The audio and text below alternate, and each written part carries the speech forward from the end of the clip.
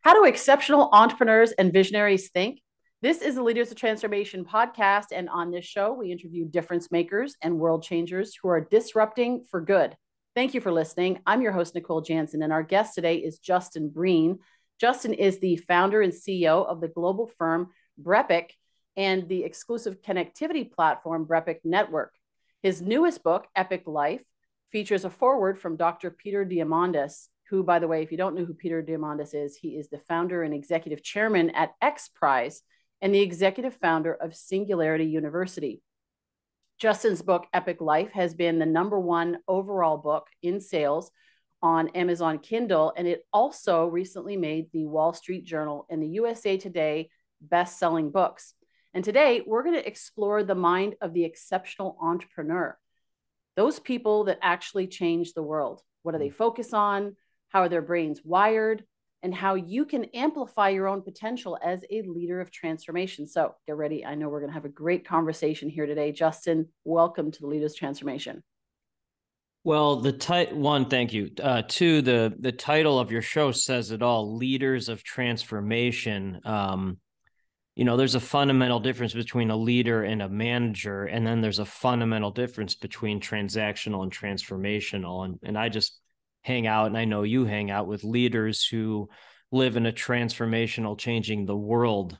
I was a journalist for 20 years, so I don't understand business owner, consultant world. I just don't. That's not why you get into journalism. So I've always been revolving around purpose and then hanging out with people changing the world. So I'm really excited to have this conversation with you. I've been really thinking a lot about it since we first talked.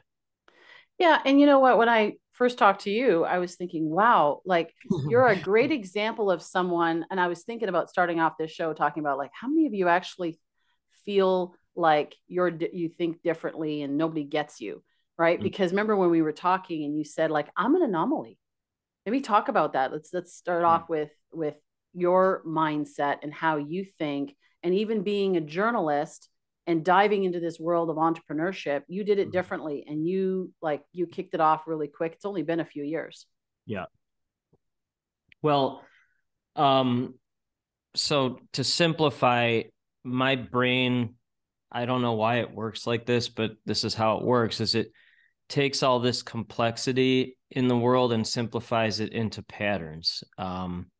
It's always done that. And that's just how it works. So I stopped questioning my brain a long time ago and just said, okay, brain, do it, do what you're supposed to do. So, simplifying into patterns. So people like us, visionary transformational leaders, were usually aliens, but not always aliens within our own family, community, and vertical. Nobody understands us except the top entrepreneurs, leaders in the world. So, most of my life was having conversations with people who had no idea what I was talking about. It was just a one-way conversation into nothing. You really got me thinking about this. The people who did understand what I was talking about were the people who I was interviewing when I was a journalist. And to dovetail on that, I was an entrepreneur who happened to be a journalist. Journalists who were journalists had no idea what I was talking about. I didn't know what they were complaining about. I didn't understand if it bleeds, it leads, negative news, political stuff. Like I don't understand that. So as an entrepreneur who happened to be a journalist, was writing about and talking about and talking to and connecting with cool people changing the world. And now, running 2 global companies that connect, cool people changing the world with other cool people changing the world. Really, nothing's changed in that regard. So, and then as a journalist, you don't get into that for employee count or office space or revenue. So like I started this journey a little over 5 years ago with a blank slate. And so it was a real blessing because I wasn't damaged by business owner stuff. I was just focused on purpose and spending time with my family. So it's been a really interesting journey. Yeah, well, and there's things that you do, and like you said, I just do it this way, and I let my brain do what it does. I think that's really important because how often do we try to fit into a mold And, whether it's through school, they try to, I mean, they keep us there for long enough to try to ingrain us with their thinking. And, any true entrepreneur that I've ever met, certainly the visionary entrepreneurs, they struggled in school, or even if they did well in school, it wasn't their main focus. It was like, I can do this, and I'm going to get this done so I can go do something else. Yes. But it's just that mindset. I mean, I remember them, the teachers that I had, not even knowing, and all due respect to the teachers out there, but not even knowing actually what they're teaching. And it's the system. I'm addressing the system right now. The system is set up not for entrepreneurs, but it's actually set up for people to be employees. And so, and I love what you said there also about the entrepreneur. You're an entrepreneur in the journalism world, because an entrepreneur is it's not a vocation. It is a way of being. It's a mindset. 100% on everything you said. And talk to me is meaningless without an answer. On Strength Finders, most of the people I talk to are ideators, and then they have a mix of activator or achiever, or they're futuristic ideators, but they'll do something about it now. And then I'm very low in ideation, very low in futuristic, but if I talk to an ideator who will do something about it now, my top three are activate, maximize, achieve. So, there's a good idea. I'll activate, maximize, achieve that into my life. And so here's the answer. So I'd say 50% of the people, if not more, of the folks that I partnered with barely went to college. I think they all graduated high school, some barely though. Many are dyslexic. Multiple studies have shown 30+% of high performing entrepreneurs are dyslexic. So, which makes sense, because, one way they can't learn one way. So their brain creates another way of learning, another mindset, as you said, which is really interesting to me.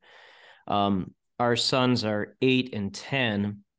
They're in 3rd and 4th grade. They're both home today because they're sick. So I'm watching them, because entrepreneur life is a mindset. You just heard one of them coughing. It's not an occupation. It's a mindset. And so the greatest part of being an entrepreneur by far, there's not a close second, is that our sons can see that this world even exists, because like you said, the educational system is the opposite of this. So I'm glad they'll learn to read and write and all that stuff, but then they get to see that this world exists, and then they can do whatever they want with it. By the way, they're both 9 quick starts like you. They're 9 quick starts. So they're definitely visionaries. Yeah.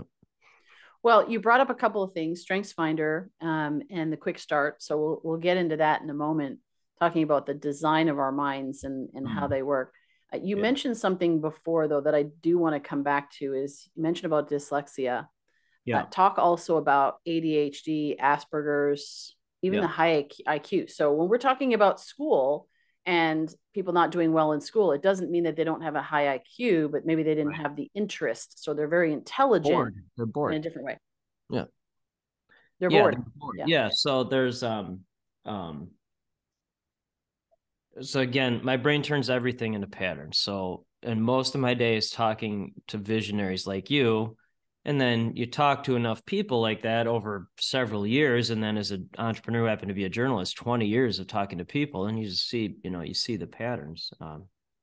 And I just like to talk to really smart, again, in an IQ sense, not necessarily book smart, although that's interesting too, but then you just see the patterns and things. So I'd say most of the people I talk to are ADHD, diagnosed or undiagnosed. It's not a disorder.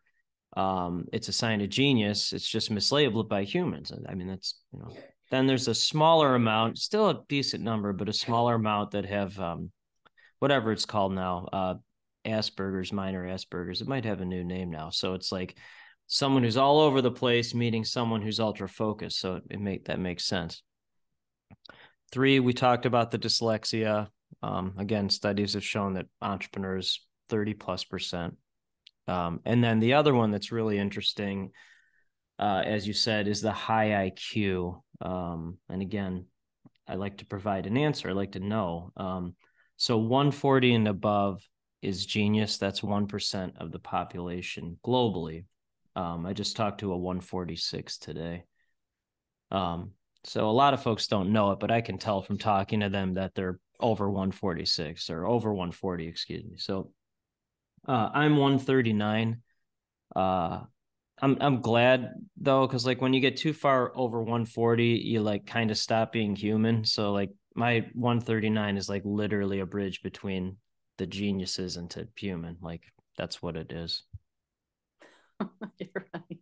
Well, You're that's what it funny. is. I mean, it Yeah. is. And then my wife's like, she's a pediatrician. She's like, you have to stop identifying people by numbers. But like that's how I see, people as numbers almost, because like if you have that information, then you have the answer. Yeah. And so talking about numbers, Kolbe, when you mentioned about when we first started talking, you were talking about Kolbe. So for those who are listening who are not familiar with these tools, maybe talk about the three parts of the mind and where these fit in.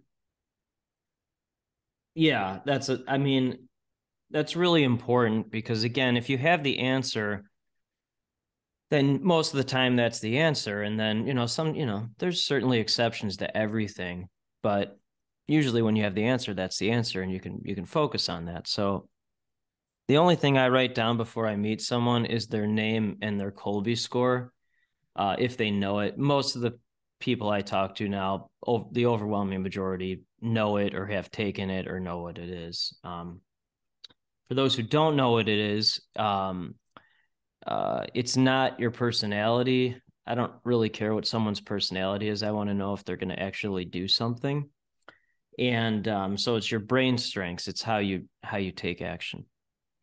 So most visionaries, most leaders, visionaries, most transformational folks, they are at least an 8 quick start, 8, 9, or 10. 10 is the highest. 8, 9, or 10.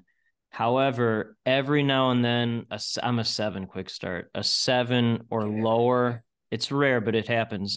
A 7 or lower will sneak into that visionary leadership role, but they have to have exceptionally high IQ and or EQ. But a true visionary almost always is an 8, 9, or 10. You're a 9. Okay. So that's 1. 2, again, usually but not always, most visionaries are very high quick start. Boom, boom, boom, boom, boom, boom, boom, boom, boom, boom, boom. Idea. And they have little to no follow through. So that's ADD, diagnosed or undiagnosed. Again, not a disorder. But if they don't hire people, an integrator, whatever you want, a human, nothing will get done. So I am the very, very, very, very, very, very, very rare visionary entrepreneur that has high quick start, boom, boom, boom, boom, boom, boom, boom, and high follow through. So say it, do it, say it, do it, say it, do it. It doesn't get handed off to a million people. It doesn't get forgotten about. It gets executed. So endlessly grateful for ideators who have all these great ideas because they change the world. And then they're very grateful for me because I can take all the nonsense out and then simplify it and then immediate connect. It just works. Yeah. So the three parts of the mind, coming back to that, this cognitive side you talked about is the action modes, and the personality side is the affective side of the mind, and the other part is the IQ. So they all kind of work together. It's like how you think, how you feel, and how you do. And then the Kolbe, just to kind of fill in some gaps for people, I think like you said, a lot of people are familiar with it, but there may be some that are not new to it. And so there's 4 action modes, which is fact finder, follow through, quick start, and implementer. And then the implementer is like tactile. That's what it means. So the hands and building stuff. So I'm a 4492, and you are a 8671. Yeah. 8671. So you can see when you know. So when you were saying about numbers, it's not people are a number, but your understanding is that when you hear a number, that you're like, oh, I know what that means. That number means something to me. And then Strengths Finder, which is developed by Gallup organization. I mean, they've studied millions of people and surveyed them and came up with these 34 themes of talent. and then they provide you with, they could order them for you. And I quite frankly, maybe that's the quick start of me, is thinking like, I don't care what all the rest of the 34 are. All I care about is the top 5 is enough to work on, like that's enough to focus on. And to be able to understand, I'm a big believer in helping people to understand who they are, how they're gifted, and so that they can tie in their strengths, their passion, and their experience, and connect that to a need and want in the marketplace, bottom line. So, and it sounds like you have a PR firm. So, and you say you work with a lot of these visionary entrepreneurs.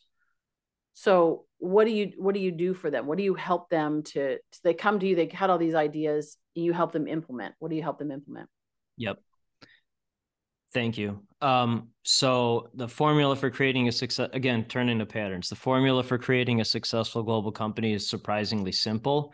Is you see a problem, create solution, problem solve, successful global company. So you see a problem, create solution, problem solve, successful global company.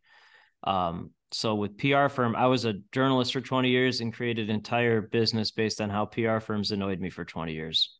Saw a problem, created solution, problem. So annoyed by useless press releases from people you don't know. That's a problem. So my firm creates actual newsworthy stories. It becomes a link on the client's website under news or blog. So it looked like a story you see in the New York Times that's whatever that is. Then take that link, immediately pitch it to media, and then immediately media is interested because I'm an entrepreneur who happens to be a journalist, not a PR firm owner. And then it's immediate connection, and then media interviews the partner. So because it solves the problem, works for any industry, any location, any company size. The only one I totally ignore is politics because it's the opposite of visionary abundance investment mindset. But we partner only with visionaries who live in abundance and who look at things as investments, not costs. So, when I talk to visionaries, it's the same formula. They've seen a problem, they've seen a gap in the market, whatever that is. They created a solution, they solved it, successful global company, and then I hear the same problem. They want to be in more news media, usually at a global level, to create more validity and credibility for their brand or whatever that is. So it's the same formula, and because they're visionaries and almost without exception hire quick start, they just do it. They don't overthink it, they don't overfeel it, they just execute, they make the investment. So it's really fun being in that space because it eliminates business owner world, it eliminates competition world, it eliminates transactional world, and then you just connect leaders who want to be transformed with leaders who want to be transformed. It's really, that's why I like the name of your show. It's literally people like you. I mean, that's literally what it is. So what's a fun conversation for you? Like when you get really excited? Okay. So I'll start with the 2 questions that are the opposite of a fun conversation because it will answer your question. The 2 most insulting questions are, what do you do? And can I pick your brain? That's someone who's that's a transactional person who wants to waste your time. So when there is a true conversation, like our first conversation, it was just immediate, like, oh my God, this is best friend type material. This is someone who really thinks at a high level. I'm like, oh my God, Nicole, like this is like, we had no set agenda. We're just talking, and it was just beautiful. So most of my day is talking to amazing people like you, and I'd never come into any conversation with any agenda. It's just always fascinating to me how people like you, how your brains work, how you just get things at a very high level. So if I'm not having a discussion like that, I get very bored very quickly. Very bored. And, again, spent most of my life having conversations, with the exception of people interviewing, with people who had no idea what I was talking about. And that's a very lonely existence. So to find people like you, who are hard to find at first, but once you find them, they just kind of introduce you to other people like you. It's really exciting. And I never get tired of it. I never get bored.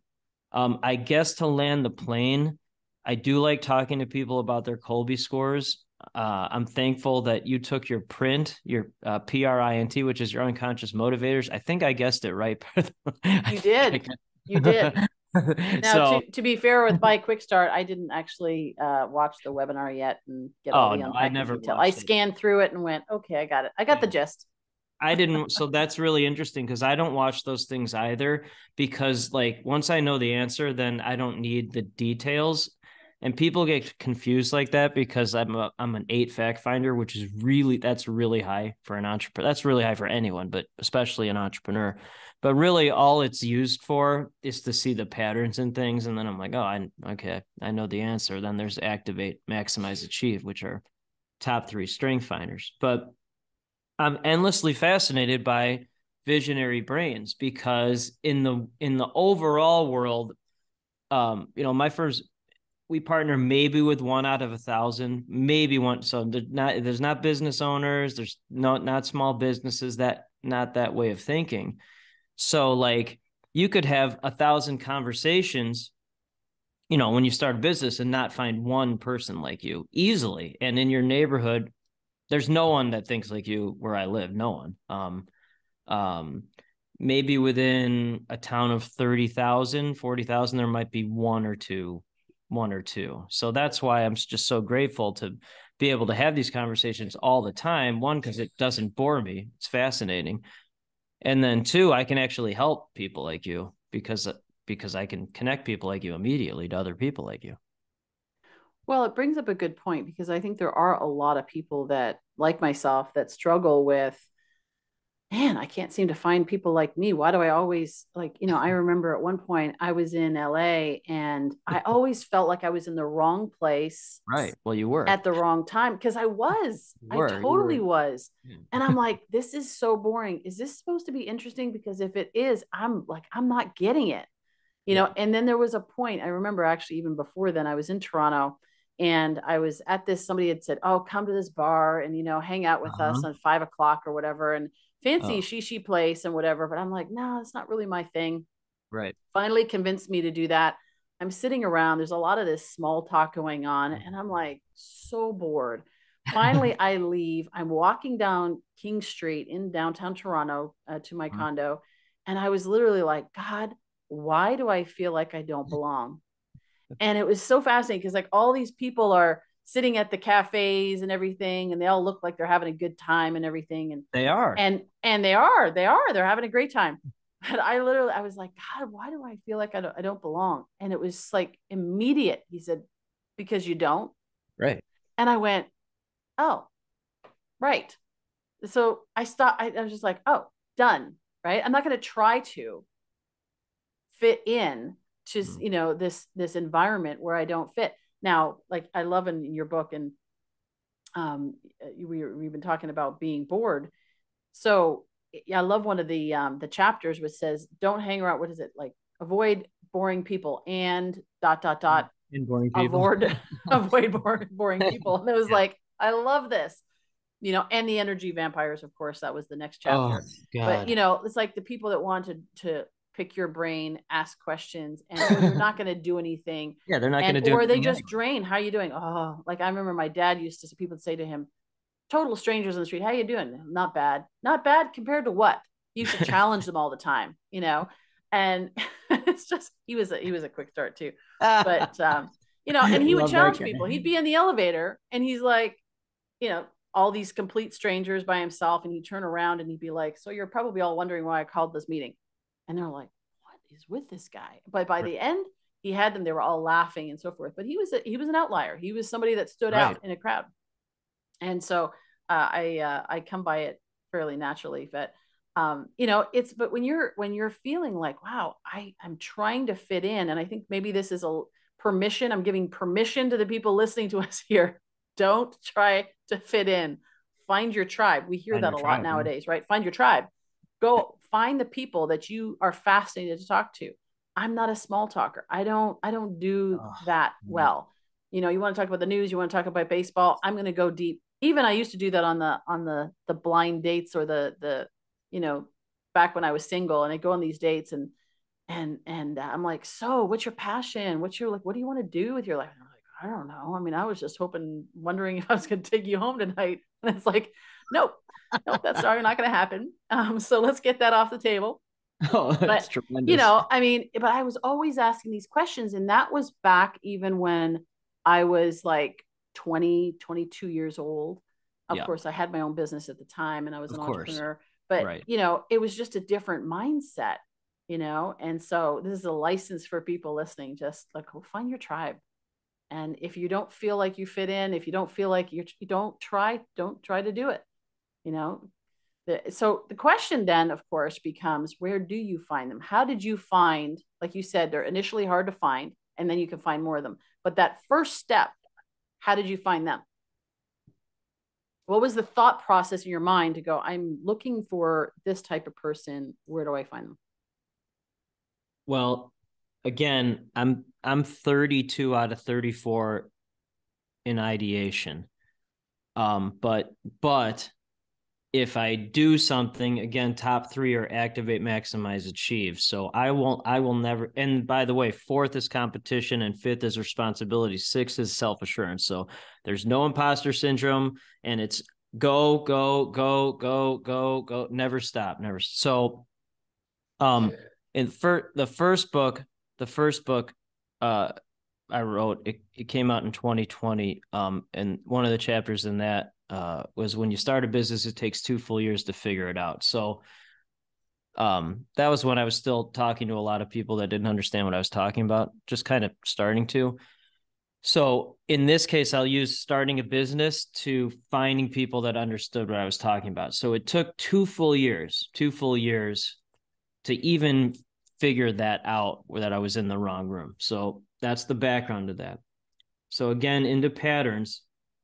So I just keep writing bigger checks to be in smaller rooms, but the people in those rooms are making bigger impacts. So bigger checks, smaller rooms, uh, bigger impact, which allows me to spend biggest check, biggest investment in smallest room, which is my family, where I can make the most impact. So it's the same formula. So if you want to call those rooms networking rooms, whatever you want to call them, whatever the human word is. The first one I was in was $250 US a year. Then there was a 500, then there was a 2,000, then there was a 5,000, then there was a 10,000. The two I'm in now are 25,000 each. Easily would have asked $50,000 each, because it's a bigger check, smaller room. People in those rooms are making bigger impact. So, and then I've always looked at all of those checks as investments. It's never a cost. You just write the check and then you learn from it. And so I think it was the $500 room. I had lunch with one of the people in there. He's a really nice guy.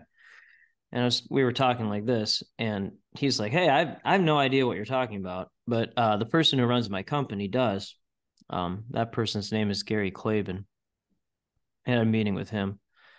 And Gary's he graduated first in his Army Rangers graduating class. He's most at peace when he's driving 200 miles an hour, which I can relate to that. He's a genius, definitely over 140 IQ.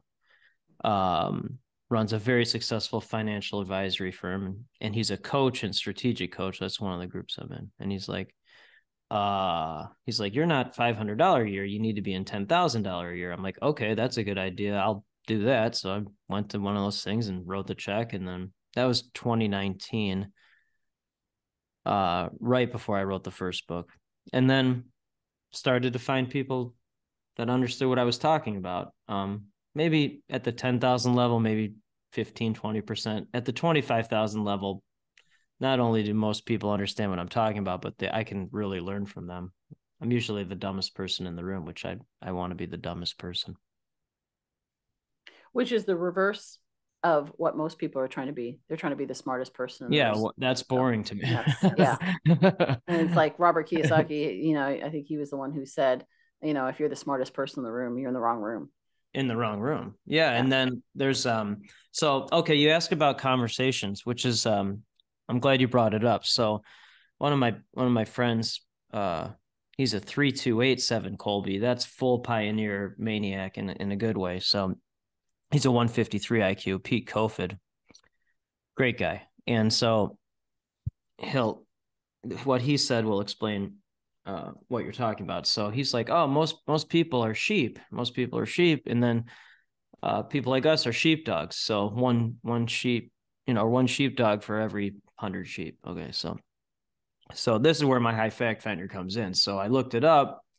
I'm like, oh, I wonder what the two primary roles of sheepdogs are. So there was an article about it, Science Daily 2006. You can look it up, 2006 Science Daily article. There are two primary roles for sheepdogs, only two, scientifically. Scientific. I want a real answer. So there are only two. So one is to keep the sheep in line, and two to push them forward. So you can replace sheepdog with entrepreneur, visionary, transformational leader. Keep them in line, push them forward. So having a conversation with a sheep, you at the bar, I got to get out of here. There's no small talk. Sheep love to small, they love it. And by the way, for whatever it's worth, usually sheepdogs marry stabilizing human sheep. Usually. Not always, but usually. It's a good balancing act. My wife is a brilliant pediatrician who's a full stabilizing human, and I thank God for that every day. But it's you're going into a world where you're not, you're protecting the sheep from the wolves, you're looking out for all the dangers, and then you're running around, I'm not saying you and me, we're, running around making sure everything's okay, and the sheep just want to, graze and have their little conversations, and we're out there protecting them, not wanting any of the credit, but we want to push them forward and keep them aligned. So most humans don't appreciate that. Entrepreneurs are like, oh, that makes perfect sense. Yeah, most people don't like to be called a sheep. So, but that's what it. Again, you look at it in a scientific way. That's what it is. Yeah, you mentioned about your wife, and let's segue to that in terms of the family dynamics. Yep. And I know we were talking about Calvin's Kolbe as well, and what is he? I wrote it down. 4376. Yeah. So talk about that, and you mentioned about your wife being the stabilizer, how important that is for an entrepreneur, and how do you handle that conversation, because she's thinking differently than you. So if somebody's listening and they're like, man, they just don't get it. Here I'm trying to like do all these new things, and they just, they just were like, why are you doing all that? So you have to have good communication between them, so that you understand the differences and actually can complement each other.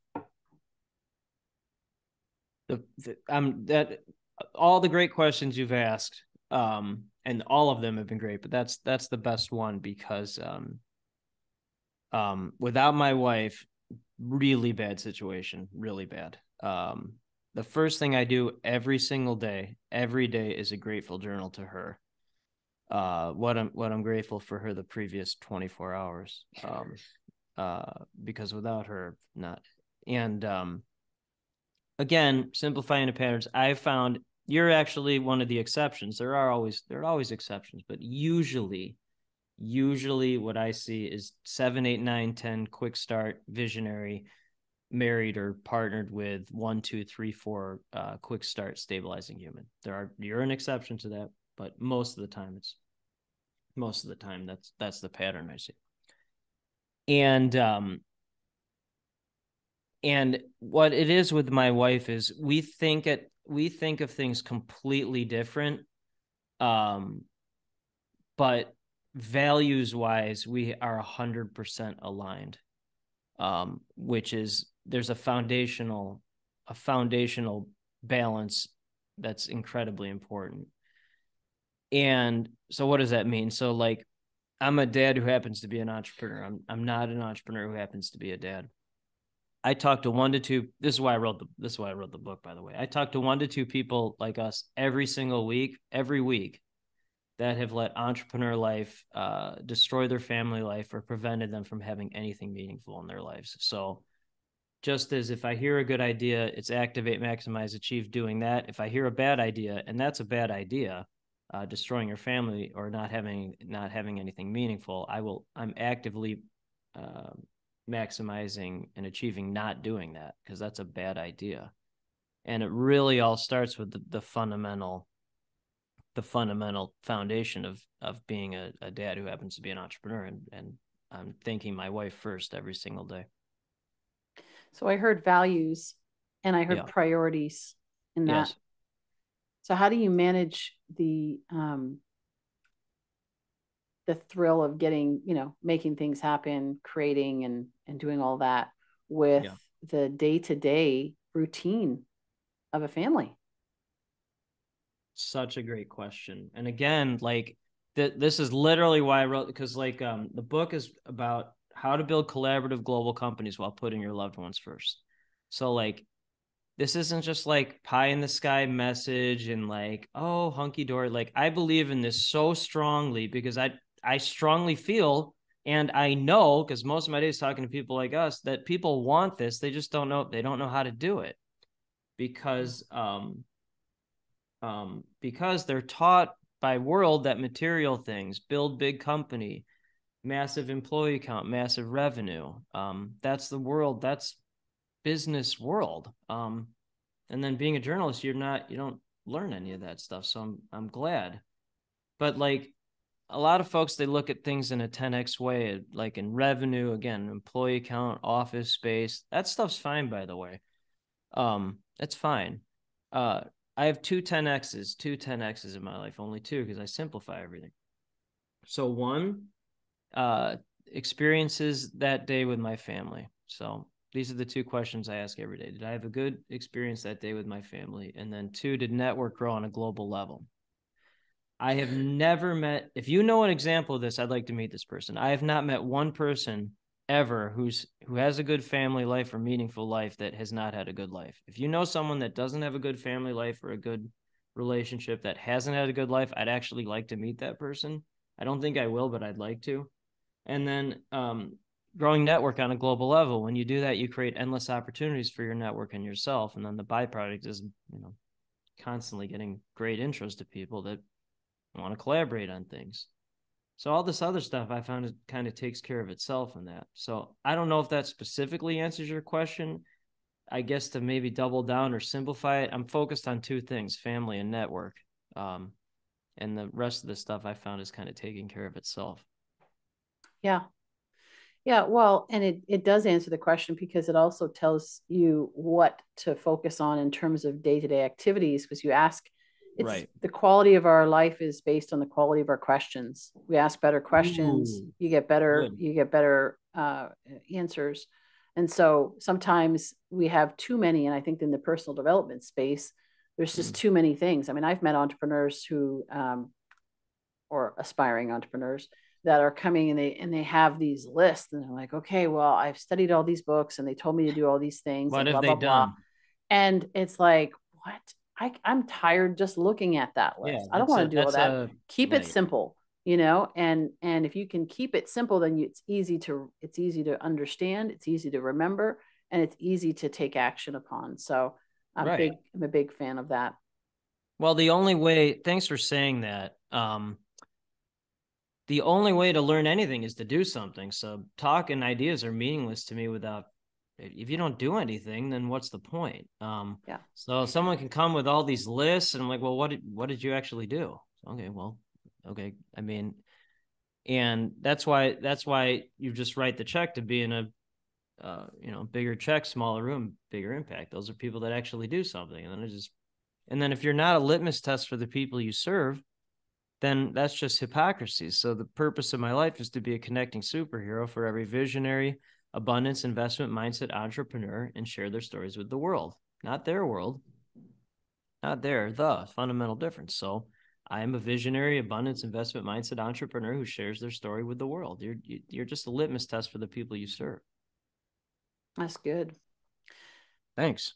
Yeah, I love that. And you talk about, just to finish off, you talk about a word. You have a word for 2023. You encourage it. Mm, Is it's important again, that focus, right? What I'm hearing is it's like really focus, yeah. no fluff. Don't waste time on all this other stuff.